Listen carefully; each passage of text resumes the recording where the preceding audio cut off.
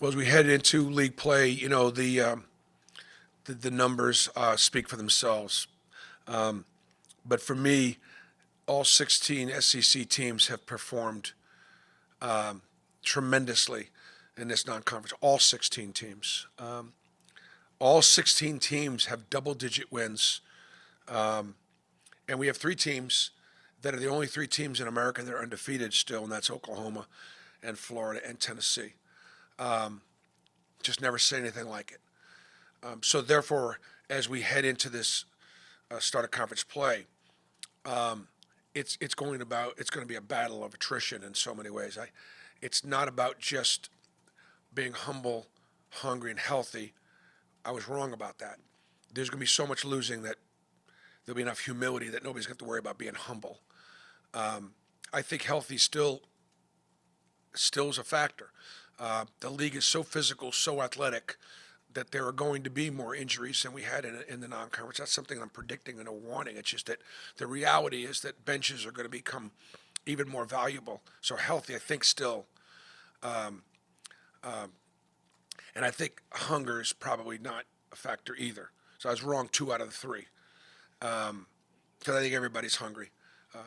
A team like Missouri is hungry. Missouri, is looking for their first conference win in a while. I want to tell you what, Dennis Gates' teams last year, I've in all my years of coaching, I have never seen a team that struggled to win in conference that played as hard and as well and as together as Dennis Gates' Missouri team did a year ago. They didn't quit. They played for 40 minutes. They played the right way, in spite of not having success. And to me, that's the mark of a great coach and a great program. So I tell you right now, they're coming in here hungry. And they should have a level of confidence. They beat Kansas when they were number 1. They beat a really good Cal team. They were lost to Illinois by 3, who beat Oregon by 30 last night.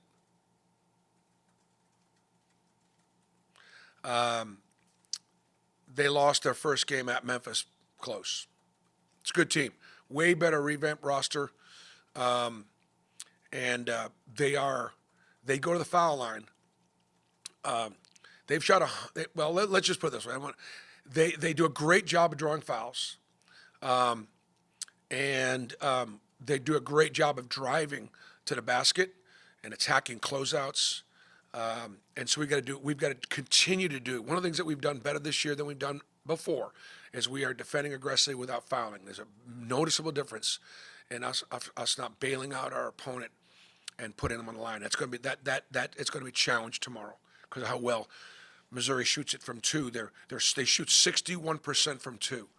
It's 9th in the country. They're ranking field goal percentage. They're 10th in scoring at 88 points a game.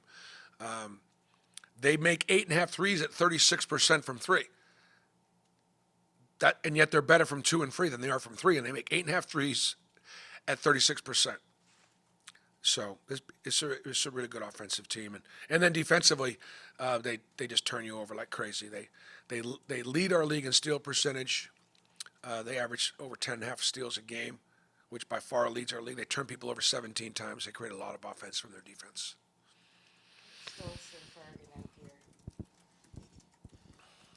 Bruce, when you first got here, the SEC wasn't as loaded as it is now. It was very far from a basketball conference. What do you think the catalyst was within the conference to get this going? I'll start with Mike Slive. He challenged his athletic directors back before I got to Tennessee. When I was at Tennessee, when I first got to Tennessee in 2005, it was Billy Donovan in Florida. It was Kentucky, and maybe a couple of other schools. But it was almost like Duke and North Carolina and ACC and nobody else. And we were able to bring Tennessee up to a competitive level for 6 years. And Mike Slive really challenged his athletic directors, going, look, this is an everything conference. We're doing it in everything else. It just means more. The establishment of the SEC network on his watch, all those things. But then I think it was a real commitment by the conference office and the athletic directors in this league to go out and get the best coaches they could find, really commit to them, upgrade the facilities, do a better job with the in-game experiences for our fans. Part of it's the quality of the basketball, the quality of the recruits. In the last 5 years, nobody sent more guys to the NBA than the SEC. Fans want to see great players, and that's what they're seeing with SEC basketball. Our fans are turning out. Last year we did not play. With the exception of maybe at Vanderbilt, I don't even know that we played a game that wasn't sold out. And so, Greg Sankey, Garth Glissman are now in leadership there, and those men are committed. Our supervisor official, Mike Eads, who's was a Final Four official, and has got great respect in the world of officiating. So when you have a top-notch supervisor officials, you have a guy like Garth Glissman who comes in from the NBA with a wealth of knowledge about game operations and provide great advice and counsel. On top of different things, the league office has always been staffed with really top-notch people in their fields.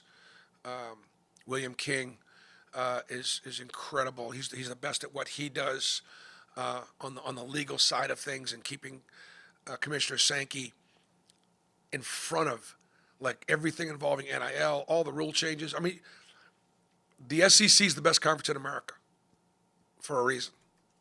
And basketball has just finally caught up.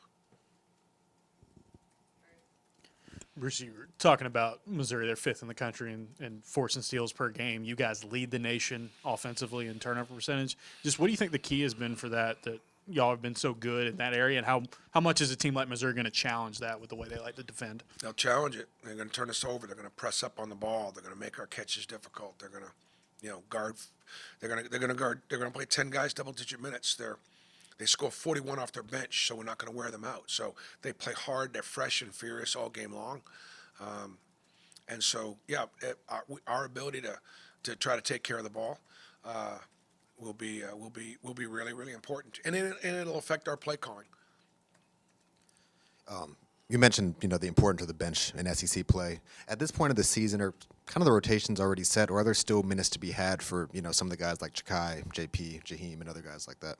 There's absolutely, first of all, there's potential for all the guys coming off the bench to be able to play more, and to continue to grow and play better.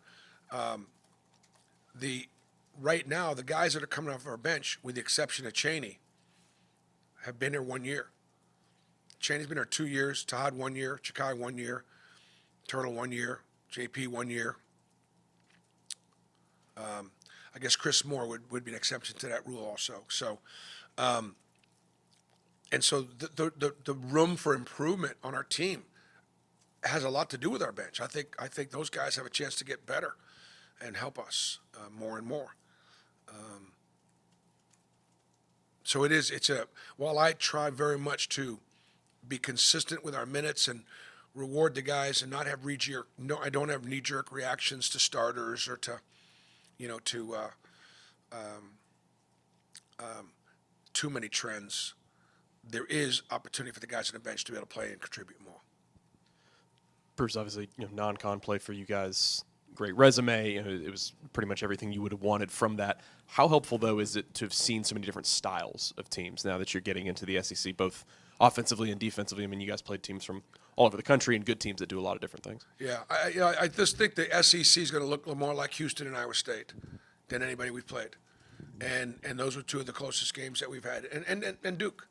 Those three teams, Duke, Iowa State, and Houston. Now, those three teams are in the top 10 in the country. That's what our league's going to look like. I said before the Purdue game, in my pregame talk, I said, guys, there are at least 7, maybe 8 teams in our league as good or better than Purdue, and it was no knock on Purdue at all. I just wanted them to understand what they're going to get. I was wrong. There could be 10 or 12 teams And like I said, all 16 teams in our league have double-digit wins and have marquee wins. So it's going to be, it's going to be a battle of attrition. It's going to be a battle of, what team can handle adversity and who can handle losing some. Bruce, you talked a little bit about Missouri's depth, but they have 7 players averaging 8 or more points a game. Just kind of, there's not like one player really to key on. Just kind of talk about the difficulties that come with that. Yeah, I would say that Missouri is one of the toughest matchup preps because of their depth, because of the multiplicity of their defenses, because of how effective they are offensively. I would say that having an extra day prep for Missouri has been good, and I think for Missouri it's been good for them because I think we're not an easy preparation because of our depth and how we play as well.